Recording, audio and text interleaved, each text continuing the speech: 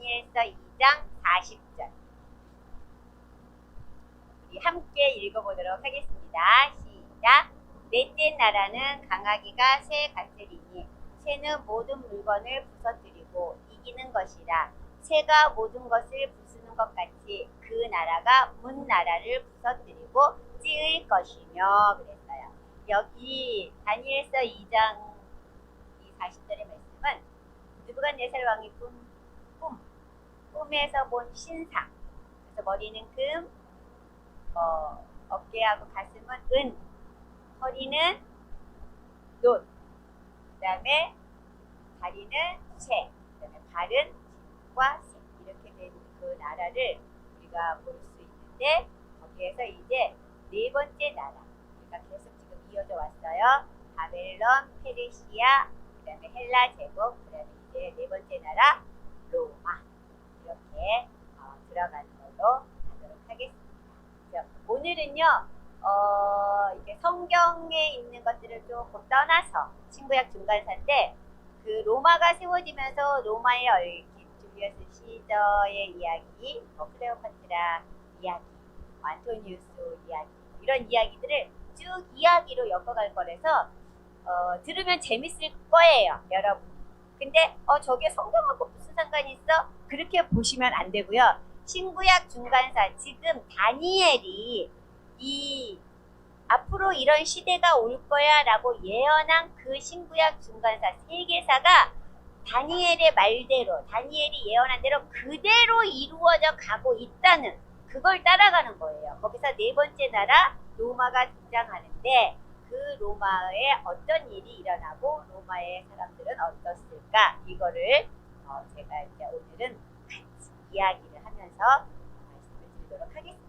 자, 포에니 전쟁 이후 로마는 대농장이 유행을 하기 시작해요. 왜냐면 너무나 많은 나라들을 로마가 정복을 해요. 나도 이따가 이제 지도를 볼 텐데요. 그 지도를 보면 여러분이 느끼실 거예요. 이렇게 삥 둘러서 로마가 지중해를 호수로, 자기네 그 로마 제국의 호수로 삼을 정도로 그렇게 제국이 되거든요. 그러다 보니까 각 나라에서 들어오는 여러 가지 곡물들이 로마로 많이 들어오는 거예요. 왜냐면 로마가 지배국이니까 그 로마에 바치는 거지요. 세금으로도 들어오고, 아니면은 뭐 뒤로 슬쩍 나 어떻게 좀 무슨 직위를 좀 살까 해서 막 들어오고 있는 그런 시대이기 때문에 로마에 있던 자영 농민들이 이제 몰락을 해가고 새로운 직업들이 막 생겨나요. 그게 뭐냐면 해상무역업자, 고리대금업자, 세금 징수업자. 왜냐면 각 나라에 다 여러분 보세요. 세일이 많대. 이런 것처럼 세금 징수원들이요 다 있어요. 그래가지고 그 세금을 걷어서 어디다 보내요? 로마. 그러니까 그런 세금 징수업자, 그 다음에 이제 군수업자, 이러한 그 직업들이 떠오르면서 부유층으로 그들이 이렇게 사는 계기가 돼요. 그래서 그들이 이제 그 사람들이 그러잖아요. 옛날부터 돈을 갑자기 벌으면 존부가 된다. 그러니까 이 사람들은 뭐냐, 돈이 이렇게 자기네들이 이제 주체할 수 없이 들어오니까 그것으로 쓰는 게 뭐냐면 향락에 빠져서 사는 사람들이 많아지게 되는 거죠. 그래서 로마의 이제 BC 73년에 캄파니아의 지방의 검투사 스파르타쿠스가 일으키는 스파르타쿠스 난이 일어나는 그러한 계기로 됩니다. 그 사람들도 어떻게 해요? 노예로 데리고 온 거예요. 그 사람들. 그러니까 그 노예로 데리고 와서 그들을, 그 중에서도 힘이 있고 이런 사람들은 검투사로 키웁니다.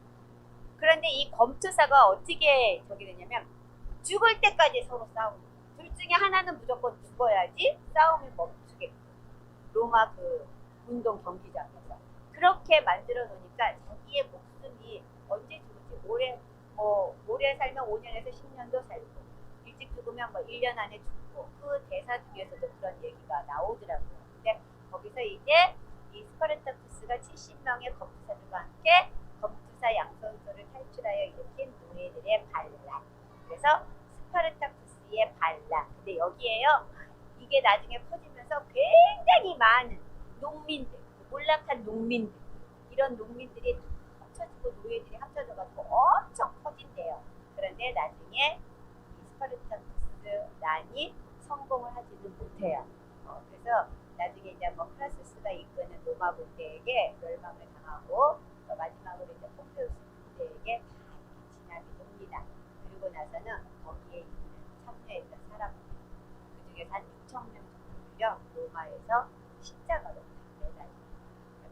BC 60년경 로마에서는 굉장한 사람 한 명이 나타납니다. 율리우스 카이사르라는 사람이에요. 영어로 말하면 줄리어스 시저. 저는 옛날에요 율리우스 카이사르와 줄리어스 시저가 다른 사람인 줄 알았어요.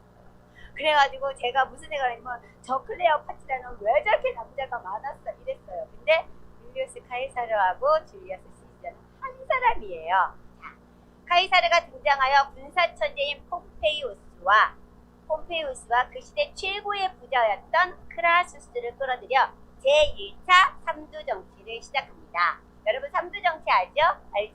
2차 삼두정치까지 갑니다. 3명의 합의하에 중요한 안건을 결정하고 원로원은 그 결정에 사인하는 형식적인 절차를 해나가는 것인데 카이사르는 이 삼두정치를 통해 성공적으로 로마를 다스립니다. 율리우스 카이사르, 줄리어스 시저는 지금의 프랑스인 갈리아 지방으로 총독이 되어 나갑니다. 삼두정치를 하면서도 총독이 되어 나가는 거예요. 그런데 그동안 카이사르에게 돈을 빌려주었던 빚쟁이들이요. 카이사르가 말을 타고 탁 가는데 앞에 딱 막아서요. 그래서 돈 내라. 그러니까 카이사르가 가는 군대를 다 막아쓴 거예요. 너가 돈 주지 않고 여기를 로마를 떠난다고? 우리 돈 언제 받아? 이제 이렇게 된 거죠. 그래가지고 이 카이사르가 되게 난처하게 된 거예요. 그러니까 거기에 누가 나타나냐면 로마에서 가장 부자인 크라수스가 나타나요. 딱 나타나서 여러분 이 카이사르를 보내줘야 돼. 그러니까 사람들이 그래. 아니야 저 지금 도망가는 거잖아. 우리 돈 떼먹고 도망가는 거야. 그러니까 보내줄 수 없어. 그러니까 여러분 카이사르가 총독일을 잘할 수 있도록 보내줘야 합니다. 그래야 돈을 벌어와서 여러분의 빚을 갚을 것입니다. 크라수스의 말대로 카이사르는 갈리아 총독으로 가서요 8년 만에 자기가 진 빚 다 갚아버려요. 자기가 가장 많이 빚을 졌던 사람이 사실은 크라수스였어요. 크라수스는 카이사르가 하겠다는 일에 엄청난 돈을 대주거든요. 정치할 때. 그런데 그 크라수스의 빚까지 8년 만에 다 갚아버린다는 거예요. 와, 저는 그것을 보면서 총독으로 부임한다는 것은 자기가 다스리는 지역의 모든 것을 자기 맘만 먹으면 다 가져갈 수 있다. 일제 36년 때 일본 총독이 우리나라에 와서 우리나라의 모든 좋은 것들 다 가져갔어요. 카이사르도 그런 기회를 얻어서 나갔던 거죠. 지도를 보여주세요. 여러분 지도를 잘 보시면 됩니다. 이게 로마예요. 이 가운데 파란 게 지중해예요. 지중해고 가에 이렇게 쭉 밑에 카르타고 알렉산드리아 이집트 여기는 아프리카예요. 사실은 저 지도는 지금 작게 나온 거예요. 사실 더 크게 이렇게 나올 수 있어요. 그리고 위에 뭐 에스파니아, 갈리아가 프랑스, 그 다음에 뭐 다 아시아 쪽까지 비단치움, 콘스탄트 이런 데까지 다 로마가 자기의 영토로 만들었어요. 언제? 포에니 전쟁 후에. 로마는 포에니 전쟁을 통해 아프리카를 다 얻었고요. 폼페이우스 장군과 그의 부하들은 오리엔트 세계는 어디예요? 아시아 쪽을 거의 얻었고요. 그 다음에 카이사르를 통해 지금의 서유럽을 얻게 됩니다. 이 로마가. 그래서 이렇게 로마의 지도를 딱 보면 와 지중해 완전 로마의 호수네 그 말이 맞는 거예요. 로마가 가장 번성했을 때의 영토는 저거보다 훨씬 넓었다라는 거 여러분이 얼마나 컸겠어요. 그죠? 네, 아주 굉장히 큰 그런 나라가 되었던 거예요. 이러한 과정에서 지중해 주변을 손에 넣은 폼페이우스와 카이사르는 이제 마찰을 빚게 됩니다. 왜?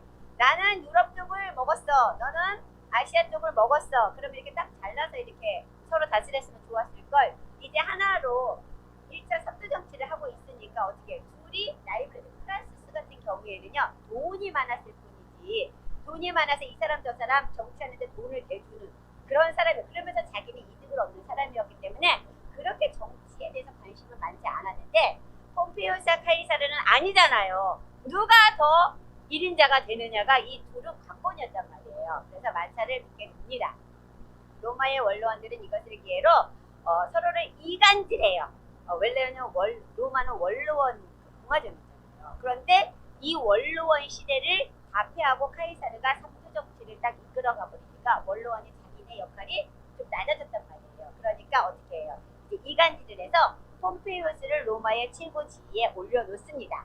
그리고는 카이사르에게는 갈리아 지역 총독을 마치고 돌아올 때 어떤 명령을 내냐면 군대를 해상하고 돌아오시오.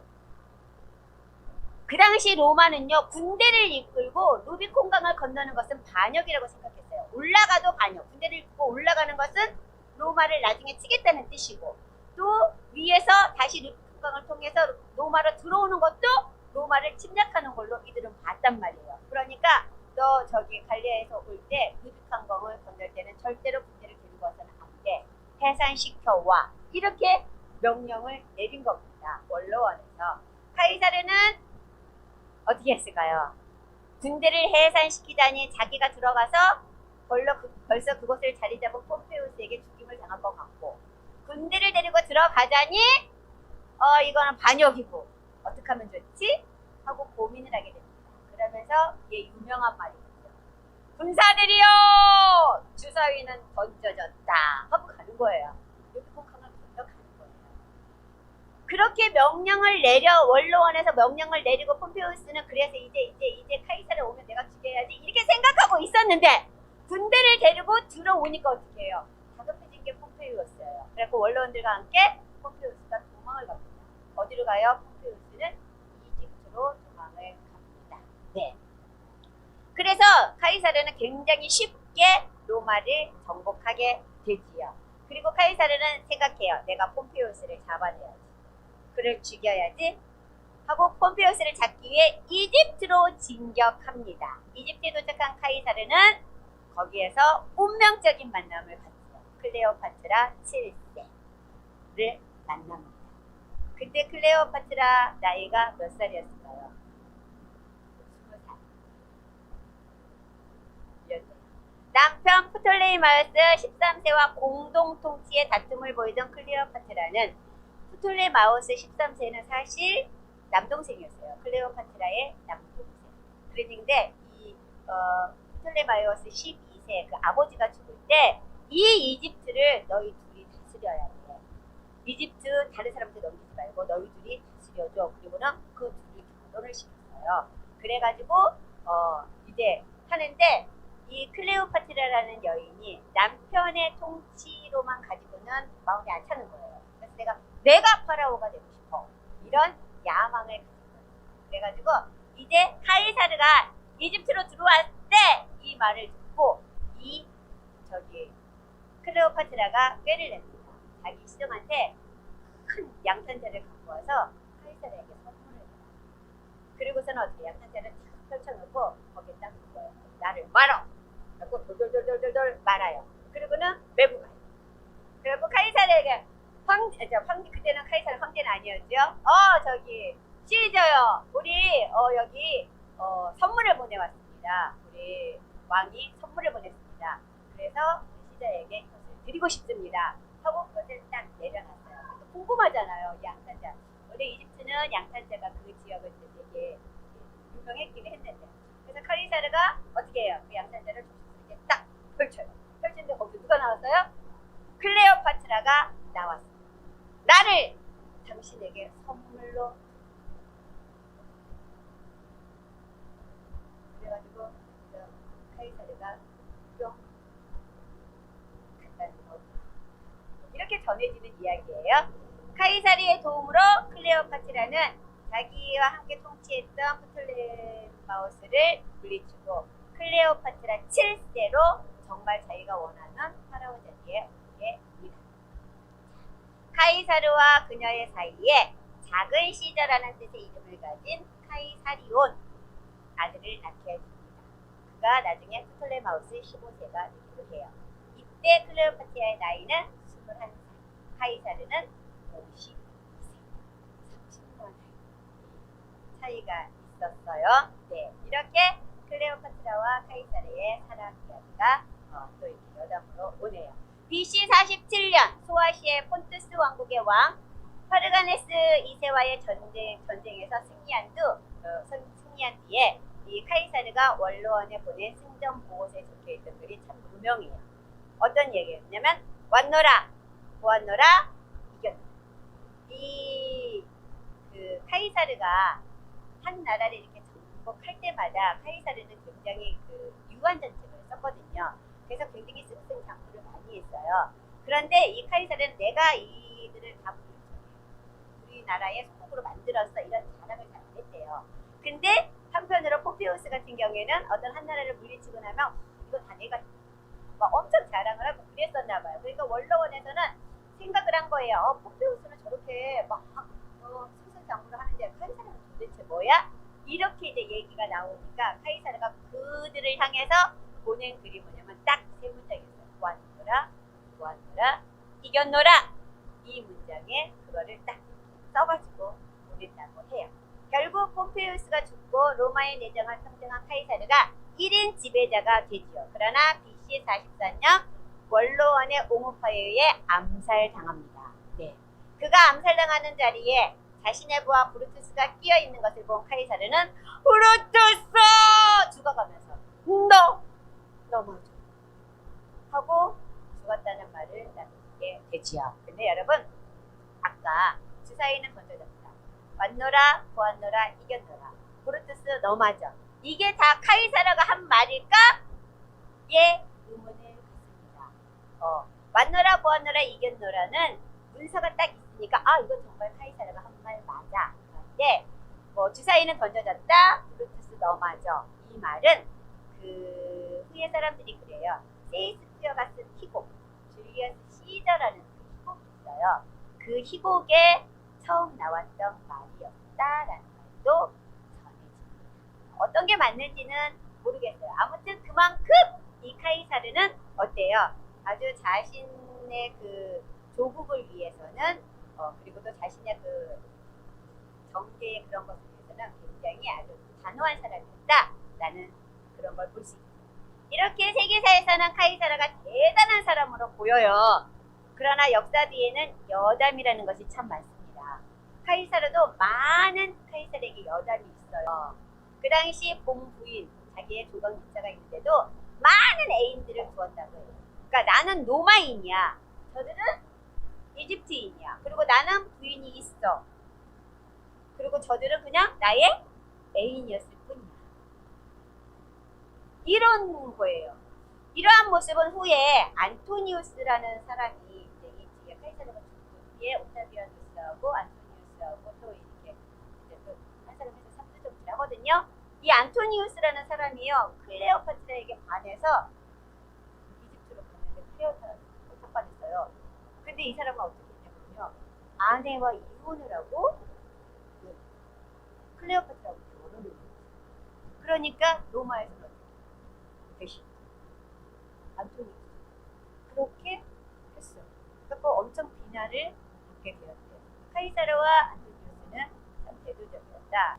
카이사르의 뒤를 이어서 진짜 로마의 일대 황제가 되는 사람이 옥타비아누스예요. 양아들이거든요. 카이사르의 양아들. 근데 그는요 되게 멋진 남자였어요. 그의 아내 리비아를요 평생 사랑했대요. 아내 리비아만 보고 살았대요. 네. 황제이면서도 조강기차를 사랑한 멋진 남자였던 것 같습니다. 카이사르는 최초로 로마를 통일한 인물이지만 황제라 칭함을 받지는 못했습니다. 그러나 본인은 황제가 되지 못했지만 카이사르의 이름은 곧 황제를 뜻하는 것으로 그 이후부터 사용되었어요. 카이사르의 모든 재산은 그의 양아들 옥타비아누스에게 가게 되고 일부는 카이사르가 유언을 남겼는데 나의 재산 일부는 이 로마에 사는 시민 한 사람 한 사람에게 일정 금액을 상속하여 시민들 모두에게 나누어 주어라 했어요. 로마 시민들 얼마나 신났습니까? 그래서 금화 같은 경우를 한 2개씩 한 사람. 와. 그러니 사람들이 이 카이사르를 미워했겠어요? 자신들에게 그 모든 재산을 다 풀어놨다는 거죠. 그의 재산이 얼마나 많았는지를 알 수 있는 이야기다.